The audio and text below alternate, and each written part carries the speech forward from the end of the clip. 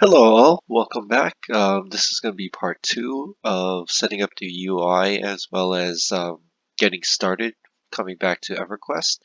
So as we left off in the last video, we were touching base on the UIs. I just want to add a couple more things to this for people to keep in mind. Um, as I mentioned before, the maps are fairly important.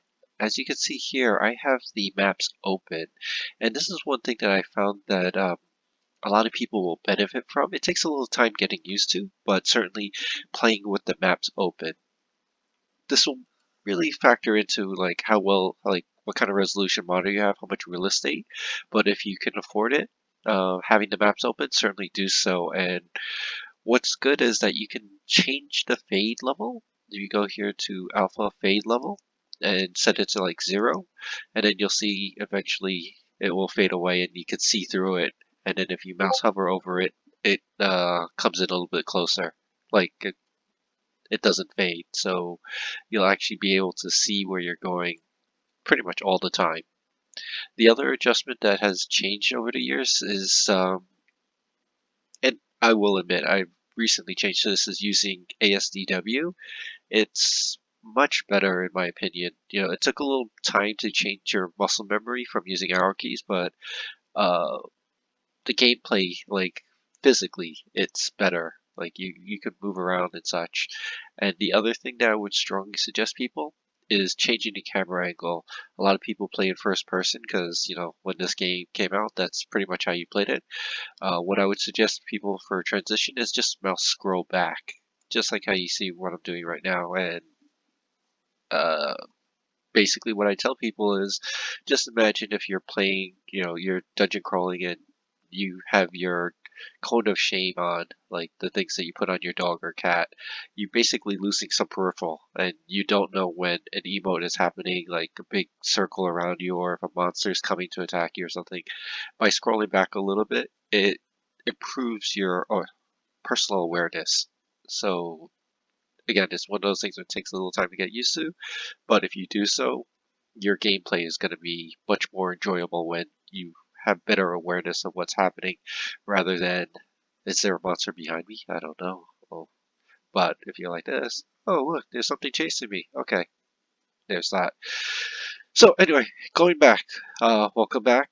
And one of the things that I tell people when you're just coming back to the game is be honest with yourself. Like, how much time are you looking to invest in the game?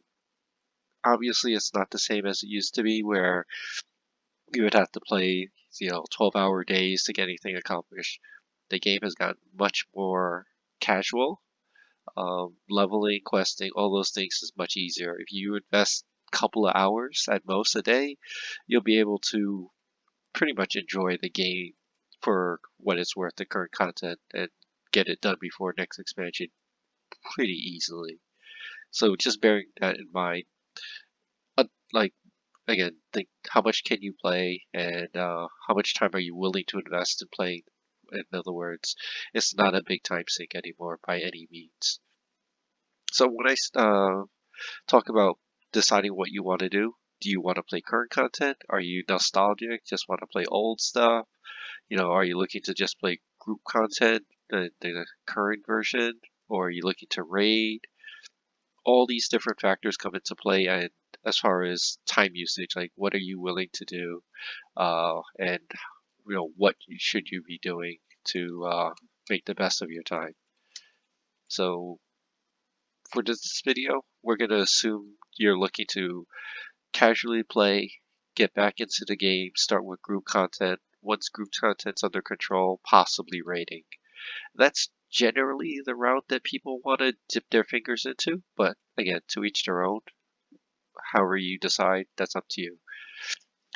So let's assume that this is what you're looking to do, is the casual play, do group content, relearn the game. I would suggest that starting off, I would not subscribe gold or anything unless you know for sure your mindset is it. Play around with different classes, see which one fits you best. If you're looking to, dependent on your social circle, whether you're in a guild or if you're by yourself. If you're by yourself, then you may want to look to invest in a class that solos well in life. So, for example, classes that solo well or do well with mercs is probably going to be a necromancer or a mage or a beast lord because those have pets. And then add that with a merc, and you're good to go for early levels and all that such. Um, Certainly, if you're by yourself, I wouldn't pick classes that are dependent.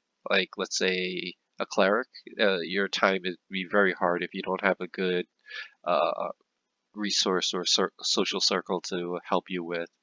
So just bear those factors in mind. DPS classes are always welcome in groups and such. Crowd control classes are good.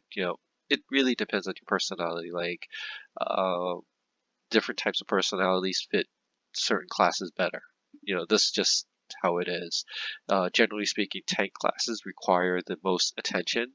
You need levels, you need gear, you need AAs, and you also need knowledge base as well as some skill base. Because honestly, if you're a tank and you don't have any of those, you're just going to be kind of bad DPS, right? That's just the reality of it. If you aren't able to perform your roles well, then that's probably not going to be the class for you to play. Um, Good startup classes are like bards. They're very low maintenance and very useful, things like that. Um, Next part is once you decide to commit, if you're gonna play, put in a couple hours, is if you want to go heroic or not. At this point in life, I would strongly suggest, at this point, if you have the disposable income, go heroic class. This will put you at 85.